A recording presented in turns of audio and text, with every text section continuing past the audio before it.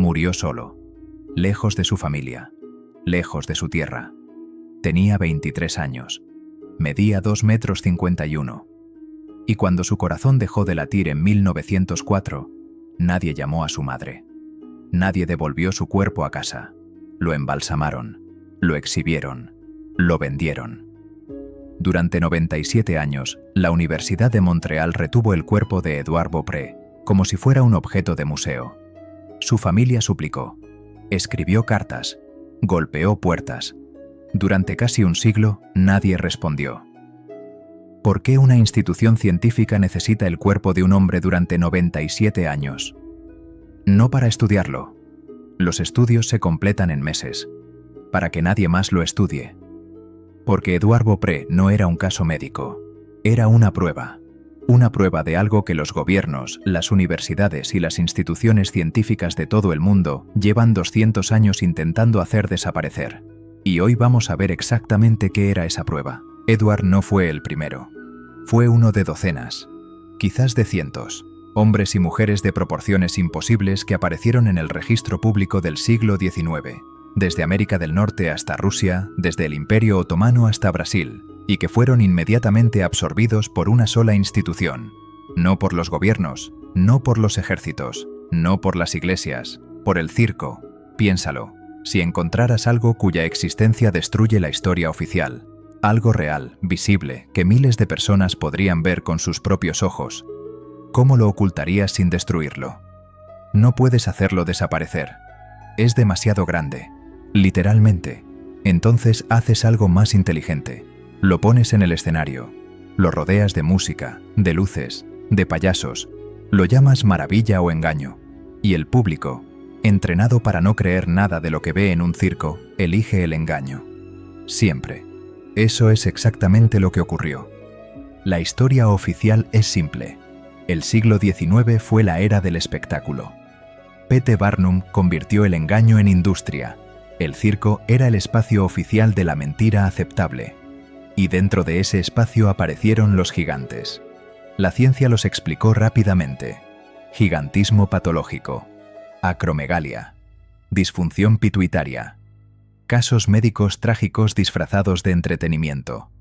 Pero esa versión tiene un problema fundamental que la academia lleva 150 años ignorando. Si estos hombres eran simplemente casos médicos, ¿por qué sus historias no existen? ¿Por qué los registros de nacimiento de Edouard Beaupré tienen páginas que faltan exactamente en los años de su infancia? ¿Por qué el coronel Ralph Gunn, el gigante árabe, no aparece en ningún registro consular de ningún país árabe del siglo XIX? ¿Por qué Chang Yu-sing no existe en ningún archivo imperial chino, ni en los registros de la dinastía Qing, ni en los documentos de los puertos de salida? No son casos aislados. Es el patrón. Todos aparecen de la nada, sin pasado verificable, sin familia rastreable, sin historia anterior al momento en que alguien los pone en un escenario y les cuelga una etiqueta. Árabe, chino, de Kentucky. Etiquetas de conveniencia. No biografías. Hay algo que la versión oficial no puede explicar. El registro esquelético. No el registro circense. No los periódicos sensacionalistas. Los huesos. Durante el siglo XIX, en excavaciones en Estados Unidos, Irlanda, Turquía, Perú y las islas del Pacífico, aparecieron restos óseos humanos con dimensiones sin explicación médica conocida. 3 metros. 3,50 metros. En los casos más extremos, 4 metros. En 1833, trabajadores excavando un canal en Lompoc Rancho, California, encontraron un esqueleto humano de 3 metros con doble fila de dientes. Fue documentado, fotografiado. Luego desapareció. Los trabajadores fueron interrogados y ordenados a no hablar. 3 de ellos lo contaron décadas después, cuando ya eran ancianos y no tenían nada que perder. En 1872, en Brewersville, Indiana, mineros encontraron un esqueleto de 2,90 metros con ornamentos de cobre. Fue adquirido por un coleccionista privado. Desapareció en la inundación de 1931. ¡Qué conveniente! En 1925, en Lovelock, Nevada, el Museo de Historia Natural de Nueva York documentó restos humanos de proporciones extraordinarias. El informe preliminar fue publicado. La publicación completa nunca llegó. Los artefactos fueron clasificados con acceso restringido donde permanecen hasta hoy. Y aquí viene el golpe definitivo a la versión oficial. Todos esos hallazgos fueron reportados en periódicos. La Academia los descarta por eso. Los periódicos del siglo XIX eran sensacionalistas. Dicen, no son fuentes fiables, pero esos mismos periódicos son considerados fuentes completamente fiables cuando documentan elecciones presidenciales, tratados internacionales y declaraciones de jefes de Estado. Los mismos periódicos, la misma tinta, la misma época, fiables para todo, excepto para los gigantes. Si los huesos son reales, si esas dimensiones son reales, entonces los gigantes del circo no eran el límite superior de la variación humana. Eran el límite inferior de algo mucho más grande. Eran los más pequeños de su especie. Y aquí llegamos al centro de todo.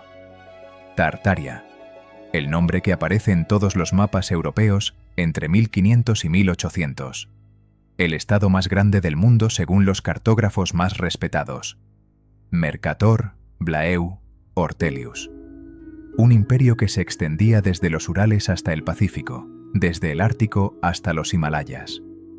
Y luego, en el espacio de 50 años, entre 1800 y 1850, desaparece completamente. De los mapas, de los libros de historia, de la memoria colectiva. La explicación oficial. Tartaria nunca fue un estado real. Era una designación geográfica vaga. Los cartógrafos la usaban para llenar espacios en blanco. Pero Mercator no llenaba espacios en blanco. Era el cartógrafo más riguroso de su época. Sus mapas del Mediterráneo y de Europa son documentos históricos de primera categoría. Cuando Mercator dibujaba una ciudad, esa ciudad existía. Cuando trazaba una frontera, correspondía a una realidad política documentada. Y Mercator dibujó Tartaria con ciudades, con fronteras, con rutas comerciales, con una capital, porque esa parte de sus mapas es especulación y el resto es historia. Pero hay algo más, algo que casi nadie menciona. Los grabados que acompañan a los atlas del siglo XVII muestran edificios de Tartaria con proporciones extraordinarias. Puertas de 4 y 5 metros, arcos que ningún ser humano de tamaño normal necesitaría para pasar. No son edificios de representación, son mercados, almacenes, edificios administrativos, construidos para cuerpos que no eran como los nuestros. Y en las mismas décadas en que Tartaria desaparece de los mapas, entre 1800 y 1850, comienzan a aparecer en el registro circense los primeros gigantes documentados. No antes, no después, en el mismo periodo exacto. Como si algo hubiera terminado. Como si los últimos supervivientes de algo hubieran quedado sin lugar donde ir. Sin estado. Sin territorio. Sin historia oficial que los reclamara. Y alguien los recogió. Los puso en un escenario. Les colgó una etiqueta. Y los hizo desaparecer a plena vista. Volvamos a Edward Beaupré. Porque su historia no termina con su muerte. Murió el 9 de julio de 1904 en San Luis durante la Exposición Universal. Causa oficial: tuberculosis. Pero hay algo que los registros médicos no explican. Edward llegó a San Luis en perfecta salud según el certificado médico de su contrato firmado 3 meses antes. Los contratos de exhibición de la época incluían certificados médicos obligatorios. Ningún promotor pagaba por un artista enfermo. 3 meses después, estaba muerto. De tuberculosis, una enfermedad que en 1904 tardaba años en matar a un adulto joven en buena condición física. Su cuerpo fue embalsamado inmediatamente, antes de que su familia pudiera ser notificada. Luego fue exhibido en la misma exposición universal donde había muerto, como atracción, como objeto. Su madre viajó desde Saskatchewan hasta San Luis para reclamar el cuerpo de su hijo. Le dijeron que el cuerpo era propiedad de la empresa de exhibición, que había un contrato, que ella no tenía derechos legales sobre los restos de su propio hijo. Una madre, sin derechos sobre el cuerpo de su hijo muerto, porque había un contrato. El cuerpo fue vendido, transferido entre instituciones durante décadas. Llegó a la Universidad de Montreal donde permaneció 97 años. En 1990, la universidad finalmente accedió a devolver los restos, pero con una condición. Los restos debían ser cremados antes de la entrega. ¿Por qué? ¿Qué información contenía ese cuerpo que no podía caer en manos de investigadores independientes? ¿Qué habrían encontrado con la tecnología del siglo XXI? Esas preguntas no tienen respuesta oficial. El cuerpo de Edward Beaupré fue cremado. Las cenizas fueron enterradas en Willow Bunch en 1990, 86 años después de su muerte. Entre 1845 y 1875 existió una ventana fotográfica, antes de que los trucos de perspectiva se estandarizaran, antes de que los promotores aprendieran exactamente cómo manipular una imagen.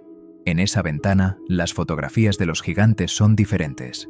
Hay una fotografía de Edward Beaupré tomada en 1902 en un estudio de Winnipeg.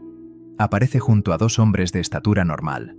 La fotografía fue tomada con parámetros documentados: distancia focal conocida, distancia al sujeto registrada en el libro de pedidos del estudio. Con esos parámetros, la proporción entre Beaupré y los dos hombres no corresponde a 2,51 metros. Corresponde a algo considerablemente mayor. Investigadores que han analizado esa fotografía con software de análisis proporcional moderno obtienen consistentemente una altura estimada de entre 2,70 y 2,85 metros, 30 centímetros más que la altura oficial. El coronel Ruth Goshen, fotografiado en Londres en 1868. Altura oficial: 2,36 metros. Análisis proporcional moderno: 2,95 metros estimados. Anna Heyning Swan, fotografiada en Nueva York en 1865. Altura oficial: 2,27 metros. Análisis proporcional: 2,65 metros estimados. En todos los casos, la altura oficial es significativamente menor que la altura que la fotografía sugiere. En todos los casos, la diferencia va en la misma dirección, siempre hacia abajo, siempre reduciendo. ¿Por qué? 2,50 metros puede explicarse con gigantismo patológico. 2,80 metros no puede explicarse con ninguna condición médica conocida. 2,80 metros requiere otra explicación. Y esa otra explicación es la que nadie quiere dar. Empecé esta investigación siendo escéptico. Sigo siéndolo con las respuestas fáciles. Pero ya no encuentro suficiente la explicación oficial.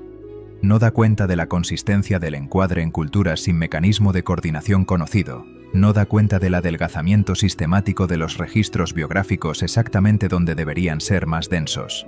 No da cuenta de la retención institucional de restos físicos durante décadas, ni de la exigencia de cremación antes de su devolución. No da cuenta de la discrepancia sistemática entre alturas oficiales y fotográficas, siempre en la misma dirección. Y no da cuenta de algo que es quizás lo más importante. Si estos individuos eran simplemente personas altas con condiciones médicas, ¿por qué las instituciones de la época trabajaron tan sistemáticamente para asegurarse de que nunca los creyéramos del todo? No los ejecutaron. No los encarcelaron. Los pusieron en el escenario más iluminado del mundo. Y se aseguraron de que nadie los creyera. Hay un tipo de borrado que no requiere destrucción. Solo requiere recontextualización. Coloca la evidencia donde será vista. Enmárcala de modo que nadie acredite lo que está viendo. El circo no era una celebración de lo extraño. Era una divulgación gestionada. Un espacio donde lo inmanejable podía contenerse dentro de la categoría segura del entretenimiento. Si Tartaria existió, si fue una civilización de escala diferente, cuya infraestructura todavía está visible en los edificios que nadie sabe explicar, entonces los gigantes del circo no eran aberraciones.